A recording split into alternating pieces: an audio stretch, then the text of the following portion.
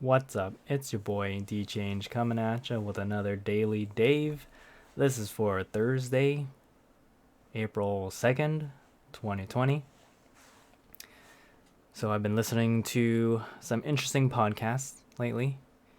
One of them is by Pat Flynn of Smart Passive Income, and he interviewed Michael Hyatt about having vision for your company, otherwise it'll fail. And what I found really interesting about it was I think I could apply the concept to my life. Um, I've been thinking about, or I've been putting off, more accurately, I've been putting off doing some sort of like life plan slash business plan type of writing, thinking exercise. Um, I know it's something that's been on my mind, but I don't know. I just haven't taken the time to like sit down and do it. I don't know what I'm afraid of exactly. Maybe this is what I need therapy for. But yeah, so the in the interview they were talking about like how do you come up with a vision? What do you really what are like the necessary parts, or what do you feel like is important? And they were talking about how at least from like a leadership standpoint, having some sort of 3-year plan is good because it's strategic. Anything shorter than that is, in their opinion, not strategic enough. I guess like it's not long term enough to plan for where the company needs to be, so to speak. Because you hear stuff like 5-year plans, or I mean, some people are even daring enough to go with a 10-year plan. But the interesting thing about plans, right, is that nothing goes according to plan. But the reason why you have a plan is to kind of set yourself up for what you would do in certain situations. And then you adjust. It's a living document, that type of thing. What I found really interesting or valuable was the idea that like a CEO, he doesn't need to go on like a meditation retreat or hide in the mountains or a cabin in the woods to do this. But it is good to have time alone to kind of come up with, where do you think the company's going to be? Where do you think the people will be? What kind of company will it be? How will you handle certain things? And then you have you shape your idea as the executive of what this should be, and then you share it, and then that's when you get the feedback, and you kind of either there's without sugarcoating it, you reject those that kind of don't fit in necessarily with the vision, but then you also receive buy-in and social adjustment of that actual vision. So it's not like you're saying it has to be this way, like my way or the highway, because in that case you're always going to be alone. But more like people agree with where you want to be and what direction you're going in, but they're willing, they want to suggest alternatives. They want to suggest different things that are important. They want to discuss with you how to kind of build the vision, so to speak, or shape it to a group effort. So I thought that was really interesting. I thought it was a neat talk, and it was something I was listening to while walking around my neighborhood. So it was pretty cool. And yeah, so I don't necessarily have any solid plans right now to have like a team of people or a company or anything like that in the next 3 years. But don't worry, on the road to be a CEO in 5 years, $1 million in income every year. But I think that exercise itself of kind of figuring out what your strategy is going to be, I think that's really valuable. So yeah, just got to take the pen to paper. At least what I realized is from a lot of the stuff I've been listening to again, and it's funny because I listen to a lot, but I don't ever like. Besides this, I don't create a lot, right? I do this. I think it's good though that I've been doing this vlog, because at least I can catch myself in these moments where I'm like, I thought about this. You know what? Why don't I just do it? And maybe you can hold me accountable. Like that is an option. um, and then also I've been streaming myself playing games lately, just for the heck of it, because now that we're all kind of stuck here more, um, it's an option. So random tangent. that takes me back to my own Twitch channel, which I was scrolling through the archives, and I used to save all my videos, even if they're like 6 hours long or whatever. And yeah, I found some videos of when my friends and I would play these older games from like 2012, 2013 or whatever. Actually, if it was that long ago, I wonder when. I wonder when. Because the date on the date on the video is like when I saved it, but I don't know how long it was up there for. But yeah, those were good times. That was when we were a lot younger. We played games regularly together. We were a different social group and all that back then. So that was neat. It was really nice to kind of see that. And this is why I kind of have this feeling of like kind of wanting to be a historian slash storyteller, because being able to see those moments and reveal them again or experience those emotions again or just archiving stuff like that is it's really nice to me. It's really nice to be able to see stuff like that again, see and hear it, and I don't know, it's nostalgic. I'll say that. I can fall victim to nostalgia really well. So anyway, so vision, that's a thing. Content creation, it's kind of happening. Wrapping it up, looking to see what else I can what kind of a bigger picture I can get into, but also making sure I keep my world small. Like I said before, I want to do things piece by piece. And this vision plan or this life plan and stuff like that, the strategy, so to speak, this long-term strategy, I can work on in bits. So that's the problem. The daunting task is, how are you going to plan for the next 3 years? Might as well just not try, throw that away. But the reality is, I got 10 minutes a day to just jot some stuff down. Like if I make an outline, I can at least answer like one question every day. At some point I'll be done with the plan, right? And then at some point I'll have a structure where I can actually use it. And I really shouldn't say at some point. I mean, it's realistic to estimate something like, if I have 10 outline questions to answer, if I really go at a snail's pace, I can finish it in 10 days. I'll have a plan for 10 days, or I'll have a plan after 10 days. And this plan will supposedly last me 3 years. But you know what? Every quarter I can review it. I can change it. I can get some buy-in. And then we'll start an enterprise, and then we'll go to space. So that'll be good. The other podcast I'm almost done with, but I'm still in the middle of it. But it's Sam Harris and Matt Mullenweg. And Matt Mullenweg is the founder, or I want to say he's the founder of Automatic. I don't know if I want to make such a bold claim without looking him up, but he's an entrepreneur and web developer living in Houston. He is known for developing the free and open source software WordPress, now managed by the WordPress Foundation. I'm pretty sure he is the founder of Automatic then, if that's the case, or was he acquired? Yeah, he founded Automatic. Okay, sorry.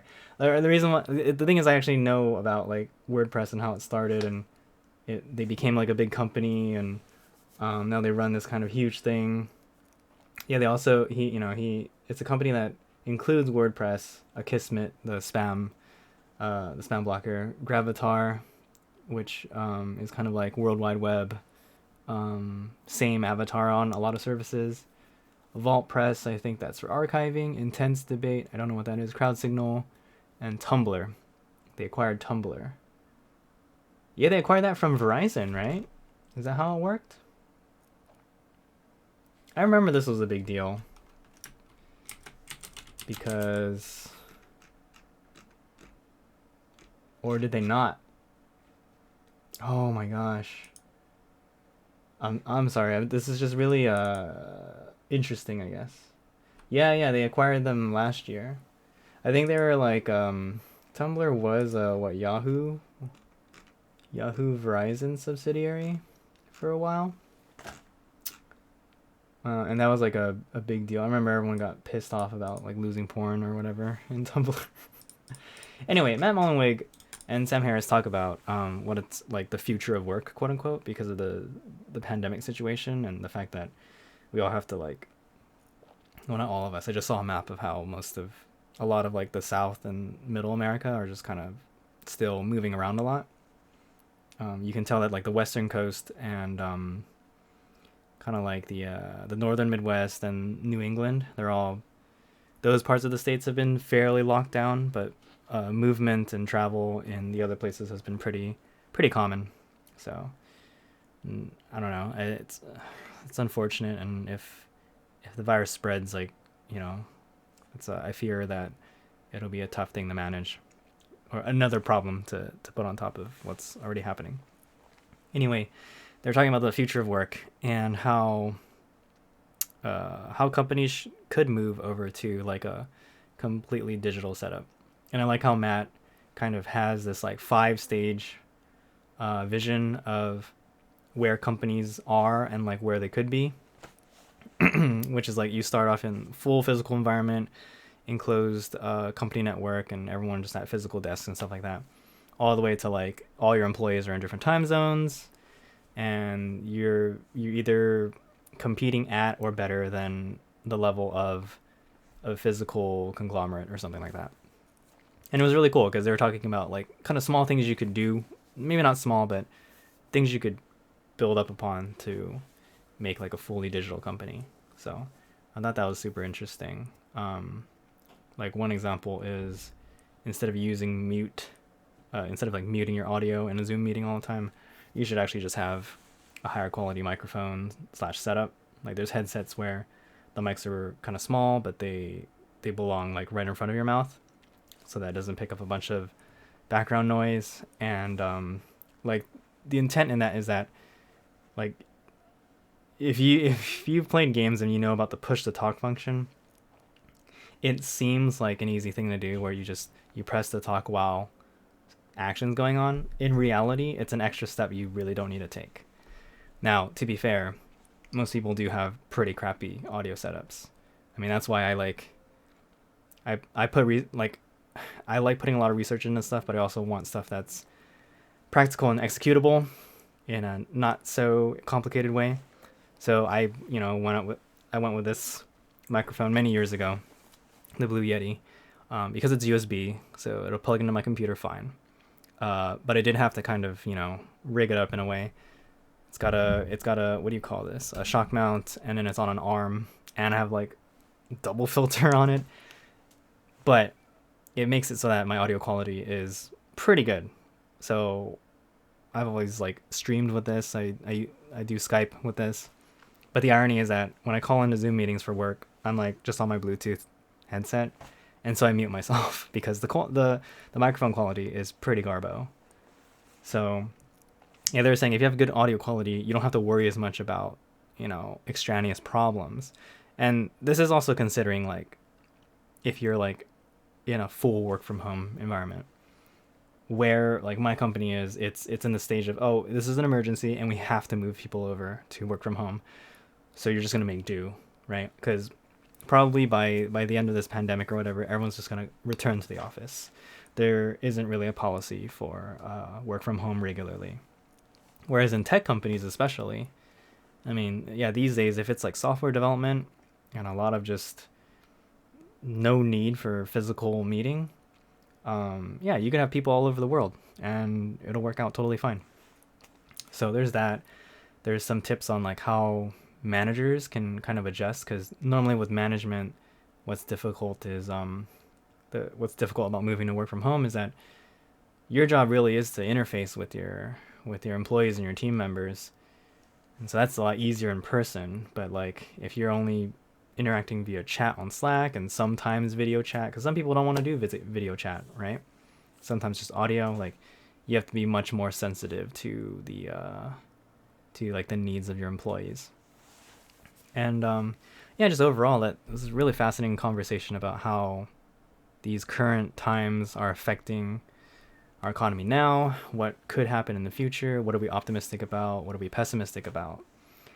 So I think it's really cool to kind of think of those things. I mean, and I do like that Matt also mentions kind of like a solutions based way of thinking, because it's really easy to kind of spell doom and gloom when you're like, oh, there's like climate change, there's pandemics, there's like geopolitical tensions. But it's big change doesn't happen like overnight, right? It happens with a lot of small successive steps, and that comes from people who think of like what's a solution to a problem, right? So I think it's a really productive conversation to have, and I think it's really neat to kind of hear about what the possibilities are for the future. And it makes me think like, yeah, what kind of a setup would I want if I ever like started my own company or ran a team or something like that, right? So I think it was a really spot on podcast. Really enjoyed it. I only have like 16 minutes of it left, so I gotta go finish that off. But yeah, just I think vision of a company as well as the setup of work from home. I mean, they're pretty related. They're related to like an extended goal of, hey, one day I want to run my own company or something like that. So I think that was some good listening that I got into today. And yeah, not too wasn't too invested in numbers and all that scary stuff today. I'm getting pretty scruffy now. I gotta, man, I hear about how we're gonna be shelter in placing until what, the 30th. I'm kind of worried for my hair, dude. It's getting wild. My hair gets really like thick, so it actually gets harder to wash. It's kind of a problem. It takes longer to dry and all that stuff. I know for women with long hair or people with long hair, that's probably like business as usual. But yeah, I'm just like, oh my gosh, it's too much. I used to back in college because I didn't want to spend a lot of money, and I went to like I still go to this guy. I hope he's still in business when this is all over. But he's a Japanese hairstylist. But yeah, I met him in college when I was looking for like a specific stylist, and yeah, I used to go there once every 3 months. So I'd get like a haircut from him, and then 3 months later, I'm like all grown out and like shaggy, and my hair's super long. And I remember he'd be like, "All right, see you in another 3 months, right?" uh, Whereas now, like, yeah, I'll see him like once a month. So anyway, yeah, I hope everyone's doing well. I hope you're all finding cool stuff to read or watch to fill in some of the gaps in your time. I know, are you looking forward to the weekend? What do you have any plans? Like that's kind of maybe a weird question now, but we can reframe that. For example, like I do plan to record a podcast, or at least attempt to, this weekend. So there is that. And I've been playing Call of Duty Warzone, so I hope to put in some more hours on that. Otherwise, yeah, I hope everyone's doing all right. Hope you're taking care of yourselves and your family. And yeah, I guess just let me know if there's anything you want me to talk about or any questions you have. Happy to answer. It's a daily show after all. I wonder how much longer I can do this. My goal is still to make it to what, April 16th. I did say 30 days straight, but like I'm just gonna do the whole month or whatever and make it easy. But yeah, I'm like halfway through. Wow, it's pretty cool. Anyway, I hope you enjoyed this one. I hope you're doing all right. I'll see you in the next one. Peace out.